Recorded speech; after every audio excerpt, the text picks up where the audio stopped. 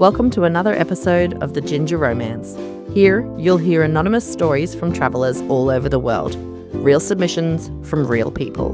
Tales of connection, romance, passion, heartbreak, friendship, and love in all its forms. Because every kind of love deserves to be told.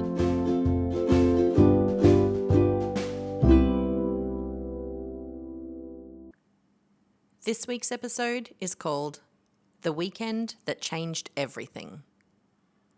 From Langkawi, Malaysia. It was a Tuesday when I arrived in Langkawi.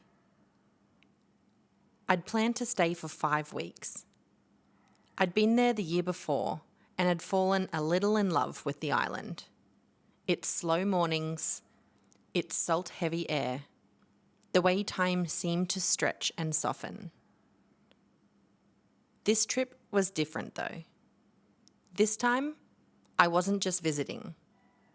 I was listening, wondering if this small, magical island could one day feel like home. I met him there, though met feels too simple a word. It feels more accurate to say the universe placed him in my path through a chain of strange little events. It all began with a Tinder match, who was kind, helpful, and made settling in on the island a little bit easier. He took me grocery shopping and he helped me organise a scooter. But pretty quickly, I knew it wasn't romantic. For me, it was just a friendship vibe and nothing more. Then came Friday night.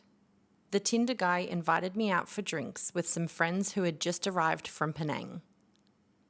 Just a casual, pre-drinks gathering before we all went out. I said yes, thinking it might be nice to meet people, to feel a little connected. When I walked in, a few people were already there. And that's when I saw him. Tall, dark, muscular, very handsome. I noticed him instantly.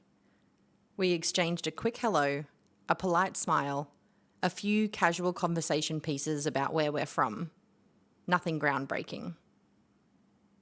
We had a few drinks before moving on to the next location to continue the party.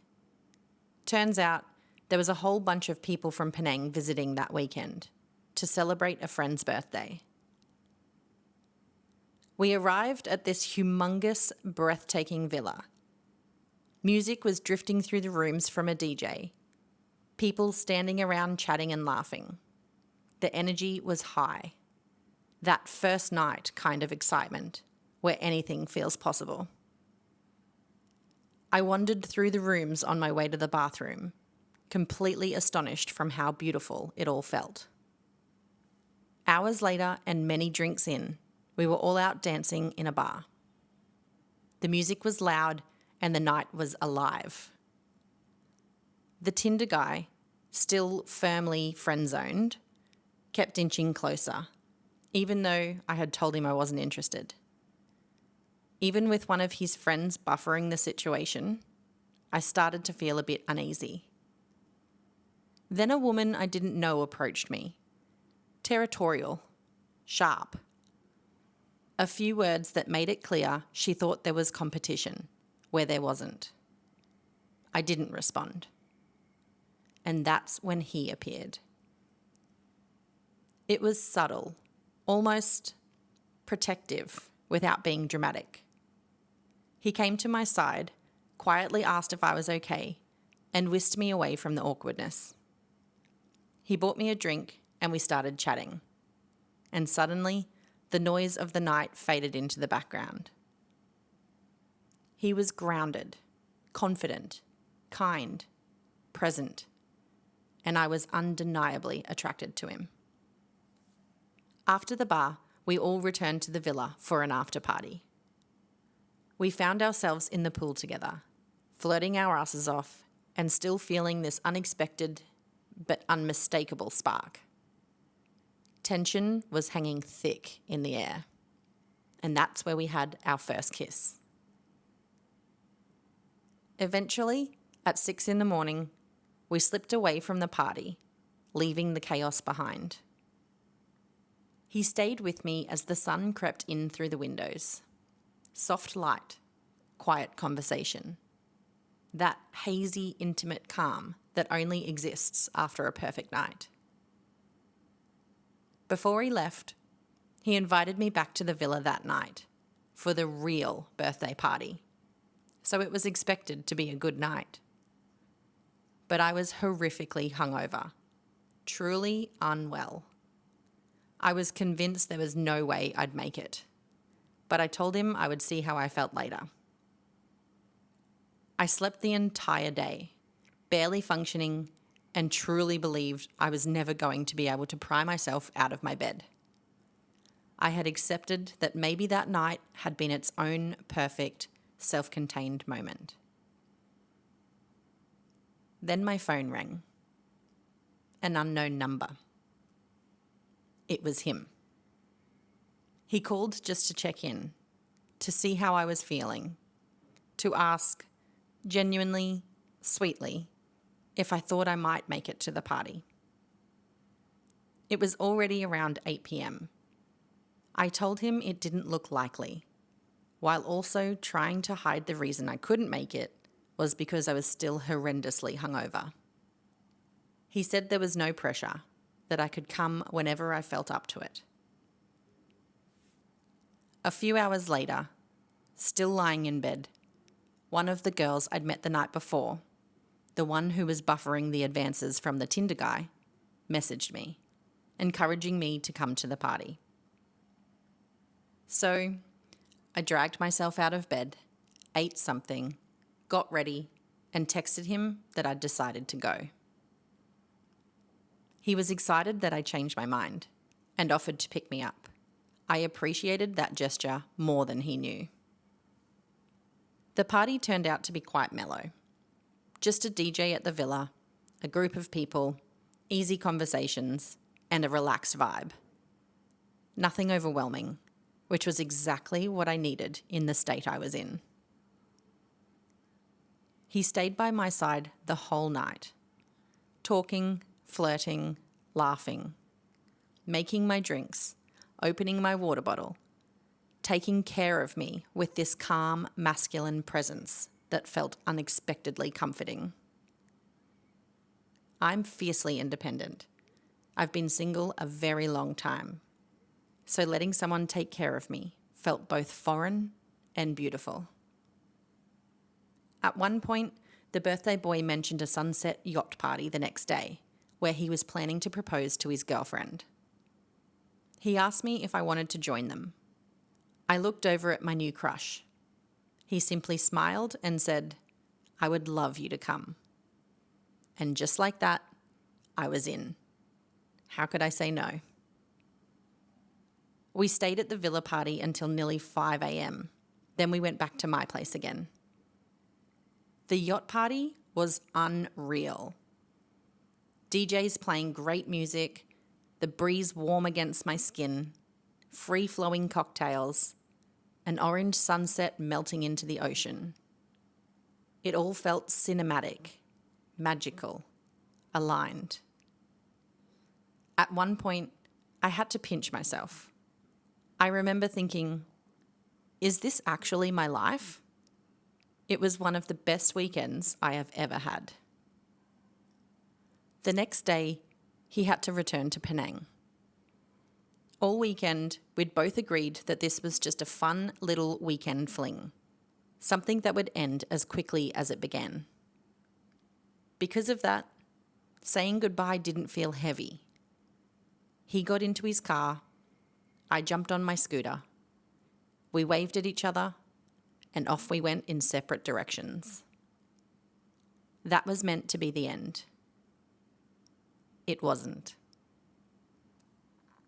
From the moment he arrived back in Penang, we were inseparable through our phones. For 2 weeks, we messaged every day and talked most nights for ridiculous amounts of time. The same ease from that weekend carried through. Deep conversations, intellectual chemistry, vulnerability, laughter. connection. In one conversation, we admitted what we both felt. This wasn't just a fling anymore. We wanted to see each other again.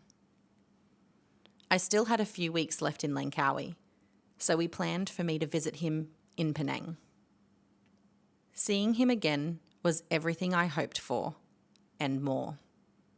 Having those long conversations in person, laughing with each other and soaking in each other's energy, exploring, being intimate again. It felt natural, exciting, and safe. The connection translated effortlessly into real life. We moved together in synchronicity, like we'd been together for years. If I cooked, he cleaned. If he cooked, I cleaned. No discussions, no negotiations, just flow. It was pleasantly surprising how easy it all was. Over those 5 days, I felt myself falling for him. On my last night in Penang, we were out having drinks and dancing. I love watching him dance. He is such a great dancer, confident and joyful. I was captivated. I caught myself wondering if this man could be my future husband.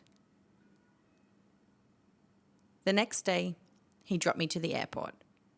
Saying goodbye was painful, softened only by the knowledge that it wasn't truly goodbye. We knew we would see each other again. As I sat at the gate waiting for my flight, my phone rang. It was him.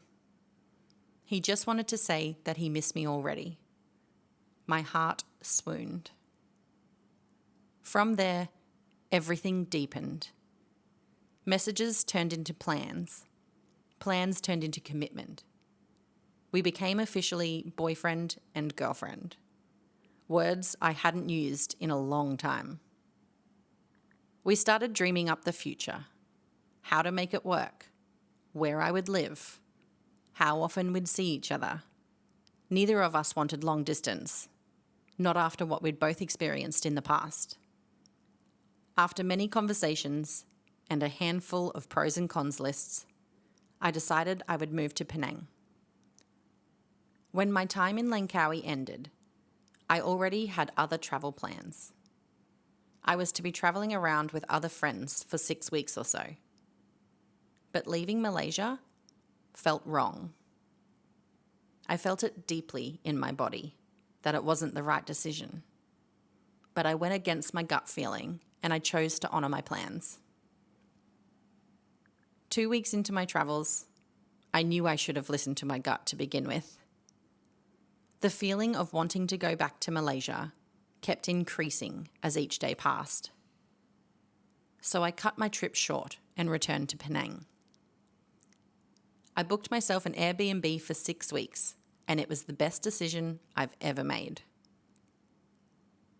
That month and a half was everything. Living in the same city, going on dates, deepening our connection, building a rhythm, and falling madly and unapologetically in love. Now, months later, I live in Penang. Our love grows stronger every day, and we're so excited to see where our beautiful story takes us next.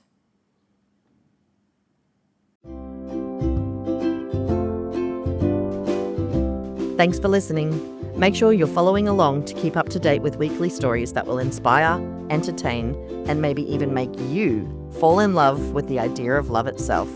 Got your own romance story and want to be a part of the Ginger Romance community? Check the notes for details on how to submit your own.